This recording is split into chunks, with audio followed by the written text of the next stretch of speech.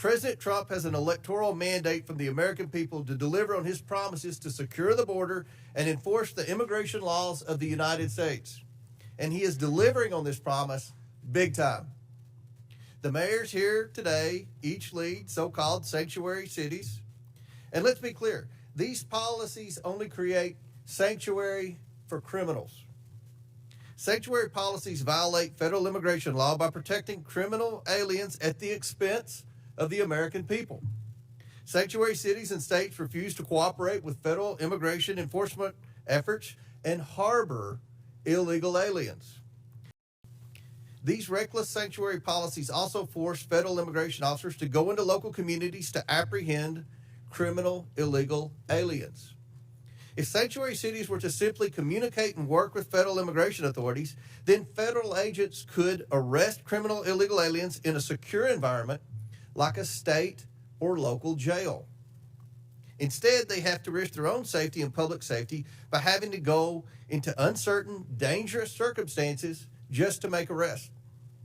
Sanctuary cities make us all less safe and are a public safety nightmare. Agrees that violent criminals don't belong in our communities. We all want our cities to be safe. Today, Republicans have hauled before us the mayors of 4 major American cities to frame them as lawless because those cities have some limits on how intrusively and aggressively their own officials can conduct federal immigration operations and responsibilities. Let's be clear. The state and local laws that Republicans have issue with today are in full compliance with federal law. They do not obstruct ICE from carrying out its duties. I'll speak to his case in my time, Mr. Chairman. As mayor, I do not control who enters or remains in our country, but I do have to manage the population that is within our city.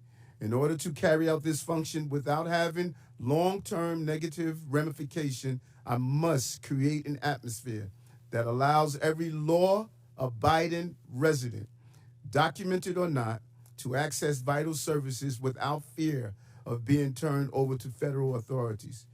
I cannot have a city where parents are afraid to send their children to school or where children are sleeping on the streets, creating the potential for child exploitation and sex trafficking. If an undocumented person refuses to seek medical care until they have a medical emergency, our city's healthcare system will be strained. And if an undocumented individual witnesses a crime but is afraid to call 911 for fear of being turned over to federal authorities, criminals will roam free. Hell to come to Denver. What people are looking for is opportunity. When those buses kept on coming, Denver made a choice as a city, not to hate each other, but to help each other. Not to turn on each other, but to turn to each other. And see if together we could solve a problem that felt bigger than any one of us. And that's what we did.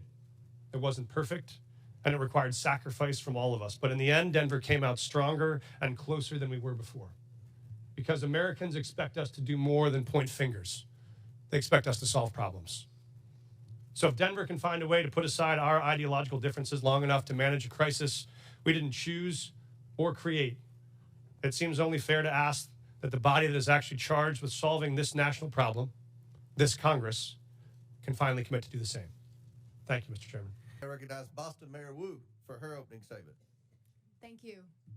I spoke with pastors whose pews are half empty on Sundays, doctors whose patients are missing appointments, teachers whose students aren't coming to class, neighbors afraid to report crimes in their communities, and victims of violence who won't call the police. This federal administration is making hardworking, tax-paying, God-fearing residents afraid to live their lives. A city that's scared is not a city that's safe. A land ruled by fear is not the land of the free. Next month. Mr. Mayor, I want to be really clear. Were you pressured in exchange for the dropping and dismissal of criminal charges in your indictment to cooperate with the Trump administration on all fronts with respect to immigration? Did any such conversation take place? I think I was extremely clear. I cannot hear you, sir. I think I was extremely clear. No quid pro quo, no agreement. I did nothing wrong but serve the people of New York City. Thank my friend for yielding. Chair now recognizes Mr. Cloud from Texas.